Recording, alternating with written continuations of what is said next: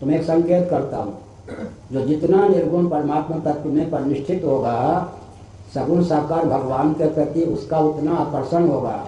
इसके पीछे दार्शनिक सिद्धांत है, उसको समझने की आवश्यकता। ये सब चीज़ें आजकल लुप्त हैं।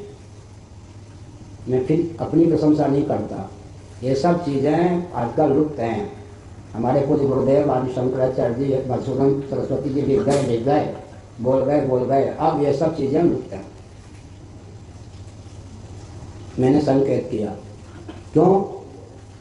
आखिर जो तत्वज्ञ होते हैं गोविंदानंद जी, चित्त के बिना तत्व ज्ञान होगा क्या? चित्त नहीं तो तत्व ज्ञान क्या होगा? तत्वनिष्ठा भी क्या होगी, श्रवण भी क्या होगा, मनन भी क्या होगा, निधिध्यासन भी क्या होगा। लेकिन जीवन मुक्त का जो चित्त होता है, जीवन मुक्त का चित्त, उस चित्त के द्वारा ही तो प्रारब्ध का फल भोगते हैं। क्या वो जो चित्त हमको प्राप्त हुआ है वो क्या है जी? हमारे कर्म के अनुसार ही तो हमको चित्त मिला है ना। प्रारब्ध जब तक शेष है तब तक चित्त रहेगा।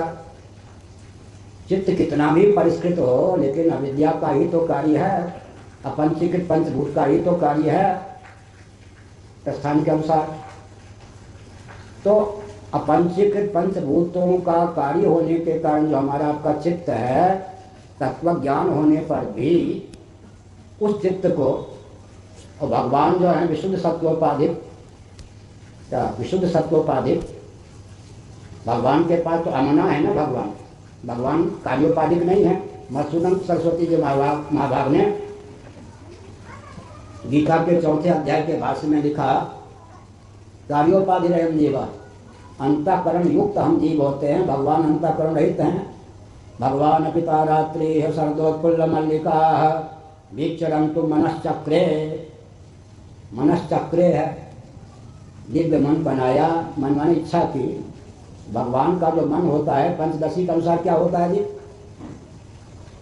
विशुद्ध सत्वोपाधिक भगवान होते हैं ना। भगवान की मनोवृत्ति विशुद्ध सत्वात्मिका वृत्ति होती है। और मलिन सत्वगुण कहेंगे क्या? तमः प्रधाना प्रकृति, ये कार्य है अपंचीकृत पंचमहाभूत, पंचदशी का पहला प्रकरण। उसके सत्वांश से हम जीवों के अंतःकरण बनते हैं। मूल में तो तमोगुण है या नहीं? तमः प्रधाना प्रकृति, तमः प्रधाना प्रकृति, तमः प्रधाना प्रकृति, उसका मंथन करने पर जो सत्वगुण प्राप्त होता है उससे पंचीकृत पंचमहाभूत हो गए, उनके सात्विक अंश से।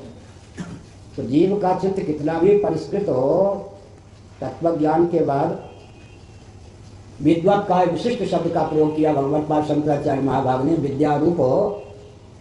लेकिन भगवान का जो मन है, भगवान का जो चित्त है, वो विद्या वृत्ति रूप, विद्या रूप है।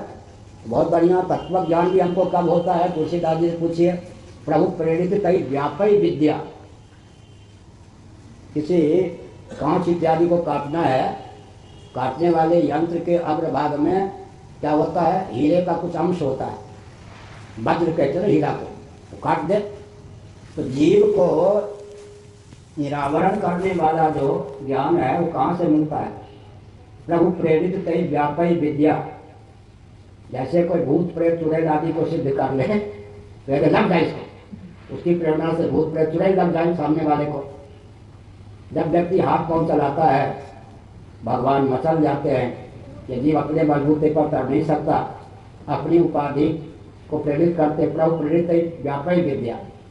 जैसे विशाल अग्निकुंड अपनी एक नन्ही मुन्नी चिंगारी को आदेश दे, इस रुई को व्याप्त तो हो जा, व्याप्त जा, माने एक चिंगारी इस रुई की राशि पर गिर जा तो रुई की राशि जलने लगती है।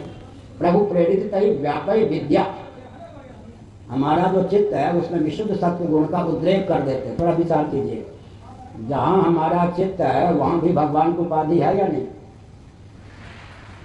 जीव अनेक एक सी कंता, क्यों जी? भगवान की उपाधि एक होने से भगवान औपाधिक धरातल पर भी एक है। और उपाधि यहाँ पर क्या है? अंतःकरण में भिन्नता के कारण जीव है तो मौलिक स्वरूप ही अनेक है। उपाधि के भेद से जीव में अनेकत्व है, उपाधि के एकत्व से भगवान में एकत्व है। भगवान सोपाधिक धरातल पर भी एक हैं, जीव सोपाधिक धरातल पर अनेक है। जीव अनेक एक श्रीकंता। भगवान की प्रेरणा से उनकी उपाधि, जहाँ पर जीव का चित्त है वहीं भगवान की उपाधि व्यापक होने के कारण है, वो प्रकट हो जाती है। तो जीव के चित्त में विशुद्ध सत्व का संचार हो जाता है। भगवान की विद्या वृत्ति, भगवान की उपाधि की वृत्ति कर्म वृत्ति बन करके आवरण भंग कर देती है। उन भगवान की उपाधि का क्या कहना और भगवान के दिव्य स्वरूप की अभिव्यक्ति का क्या कहना। इसलिए जो जीवन मुक्त होते हैं वे भी भौतिक उपाधि जो अंतःकरण है उसी से युक्त होते हैं। उनका चित्त फिर अपने आप किसकी ओर आकृष्ट होता है। मैं एक संकेत करता हूँ।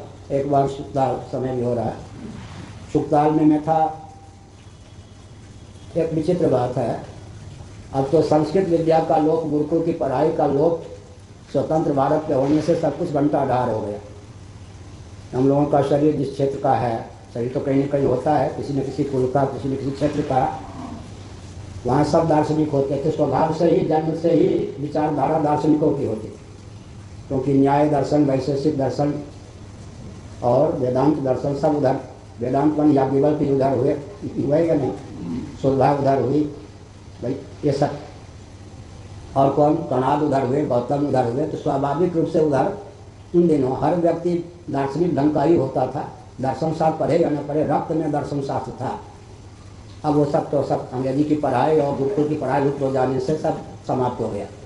हमने एक संकेत किया, सदगुरु क्या संकेत किया कि जो जीवन मुक्त होते हैं उनका चित्त स्वभाव से सगुण साकार भगवान की ओर समाकृष्ट होता है। इसमें हम उदाहरण देते हैं, जंग आदि कालुष्य से विनिर्मुक्त लोहा को गुरुत्वयुक्त चुंबक का सानिध्य सुलभ हो जाए तो लोहा सर्वतो भावेन चुंबक की ओर समाकृष्ट होगा या नहीं।